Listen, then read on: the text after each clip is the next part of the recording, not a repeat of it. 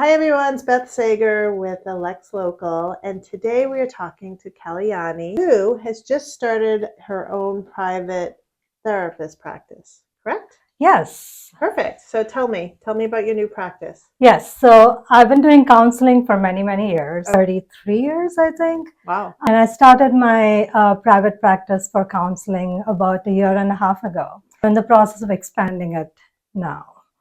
So I'm doing it full time now. I'm a licensed mental health counselor, and I've been working with kids, parents. I run some groups.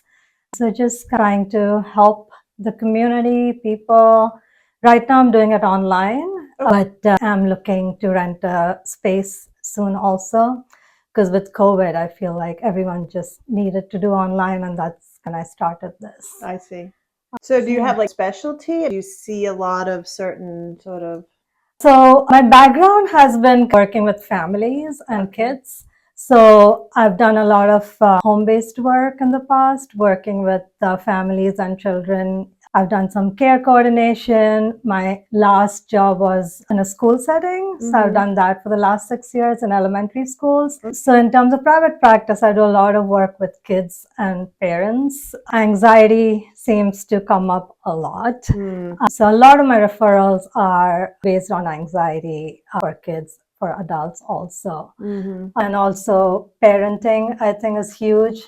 Nobody tells us how hard parenting is when we go to have kids. Right. And it's endless. Even when they become adults, we are still worried. And when a kid is hurting, the parents are hurting more physically or emotionally. I think as a mom, you would rather have the pain than the kid. Right. And our first instinct is to go solve their problem. But that's not really what the kids need. Very often the kids just need you to listen and believe in them and be there for them. So I work with parents, also worked with a few adult women who are going through life changes or self-esteem, things that have been going on for a while, but haven't really dealt with things. My last job was with an elementary school. The little kids, kindergarten to second grade, super cute. But sadly, a lot of stuff going on, a lot of needs. So I did a lot of work there with anxiety, working with kids. How can you tell when a little kid is anxious? There's a lot of signs. For example, in a school setting, separation anxiety can be huge. Just kind of want to go to school, or crying, or just kind of withdrawn, or stomach aches, headaches, some physical signs. And sadly, I feel like there's a lot of labeling going on now. I get so many calls. My kid has anxiety. And I was at a training where the presenter said, anytime a parent says that, tell them, show me the documentation who diagnosed your child with anxiety. Right. Of course, I don't go to that extent, but I think it's true. I feel like we feed into that cycle. Oh, my kid has anxiety. And the kid will say, yeah, I have anxiety and I have panic attacks. And 7-year-old will tell me that. I'm like, okay, tell me what a panic attack looks like. Right. So just trying to rephrase it to maybe it's worry. Maybe it's not anxiety, because that's something way bigger than just being worried about something, which is normal. Right. So just trying to normalize things. That's a lot. That's intense work. It is. I've been enjoying it, and helps me put things in perspective, that there's bigger problems out there in the world. Right. That is for sure. So prior to that, were you always working with families, even you started? I've worked with families a lot. Initially, it was kids and families referred by Department of Social Services back then. Now, Department of Children and Families. So a lot of parenting skills, stress management, anger management at the time. Now it's also about anxiety. Seems like a new thing in the last few years. I know. I do believe, I don't know anything, but people put that label on everything. I feel like, I have anxiety. And then,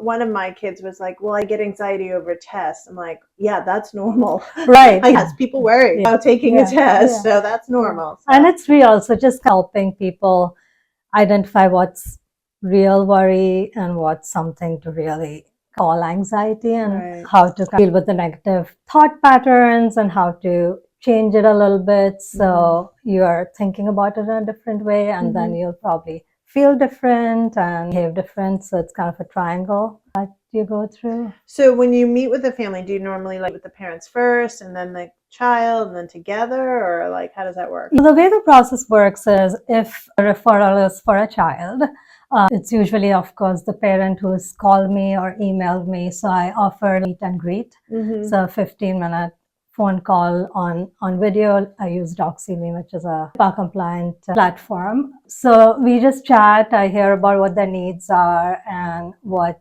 my background is, make sure it's a good match. And then if they want to go forward, I offer them the same meet and greet with the child. Because I feel like giving the child the power to meet someone rather than saying, oh, here's a therapist, you're supposed to meet with her. I don't think it goes very well. So I offer that to the kid and we chat for a little bit. And then if they want to go forward, then we schedule the first intake appointment where I gather kind of the background information, social history, medical history, etc. And then we meet. It doesn't have to be every week. It often is good to do it every week, at least in the beginning, because in counseling, relationship is key. No one's going to start talking to you if you're meeting once a month. It's going to take a while to create a rapport. And that makes sense. So are these services, are they covered by insurance or is it private pay or how does it work? So I don't take insurance, it's private pay, but I offer invoices so people can submit it for their out-of-network benefits or FSA. Gotcha. Nice. Wish you luck. Oh, thank you so much. Yeah, I appreciate your time. Is there anything else you think people should know? I have a bunch of groups coming up also, which I think is an easier way than committing to therapy first. I have a group coming up for kids whose parents have been divorced or separated, teenagers or younger children. I have a couple of groups. And I think in a group setting, it makes kids realize they are not the only ones. I had a kid who was a second grader and he thought he was the only kid in the whole school whose parents were divorced. So I think support groups are good. I also have a parenting group coming up, which is skill-based and support group. So just to help with different skills and supporting kids, teenagers, depending on the age group. Yeah, that would be probably easier. You're not alone. And I have a profile on Psychology Today. If somebody wants to find me, just look up Kalyani Seth and I'm there. Perfect. All righty. Thank you. Thank you so much. My pleasure.